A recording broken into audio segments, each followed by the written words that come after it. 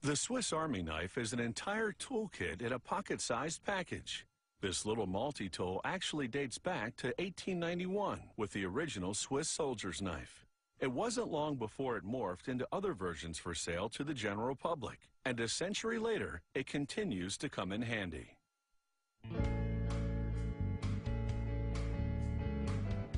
Lost in the wilderness? Or are you a serious multitasker?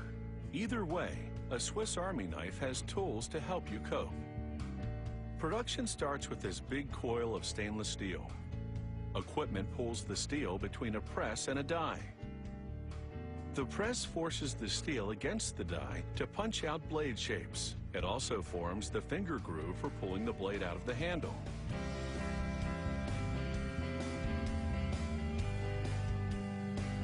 They mass-produce parts like can openers and pliers using the same technique.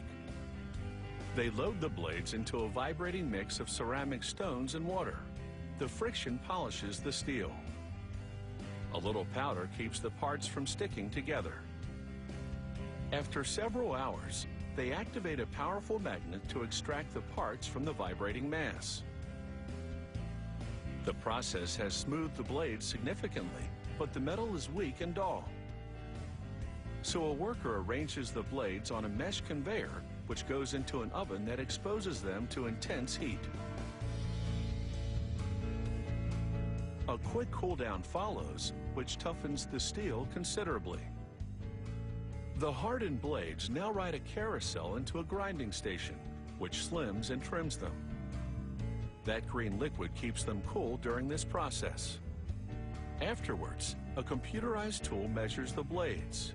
If the dimensions are even slightly off, they won't fit into the knife handle.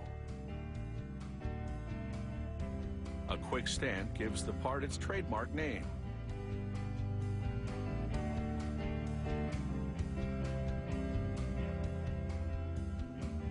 To build the Swiss Army knife, they slide everything onto brass rivets, beginning with an aluminum spacer.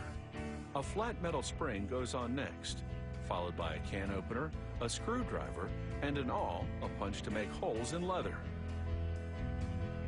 They stack another spacer and spring on top. They tamp it down and then slide a multi-purpose hook and a pair of scissors onto the rivets. Another divider, another spring, and then they add a wood saw to this multi-tool sandwich, because you never know when you might need one. They press fit the main blade, a corkscrew, and a smaller blade onto the assembly. One final spacer, and then they secure the rivets with attachments called bushings. Incredibly, they've packed 9 tools into a bundle that's just under an inch thick. They chop off the tops of the rivets to make them flush with the bushings, and then this spinning tool flattens them. The result is a multi-pronged tool that's virtually impossible to pull apart. The blade on the Swiss Army knife is thin compared to other pocket knives to allow it to fit into the casing. They grind the cutting edge to angle it at just under 15 degrees. This makes it razor sharp, ensuring there won't be many dull moments in this blade's lifetime. They measure the angled edge with a laser to verify that it's on the mark. And now it's time for the handle. It comes in 2 parts.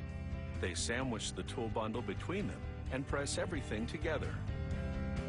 This embeds the bushings in the handle's holes for a tight installation. Amazingly, there's still space in this Swiss Army knife for a set of tweezers and a toothpick.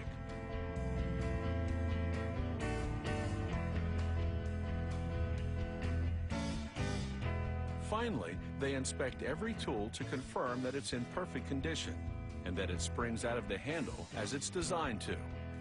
Making a Swiss Army knife is a job performed with almost military precision. There's no room for error when it comes to packing all these tools into a pocket-sized unit. And once they do, this multi-tool is ready to spring into action.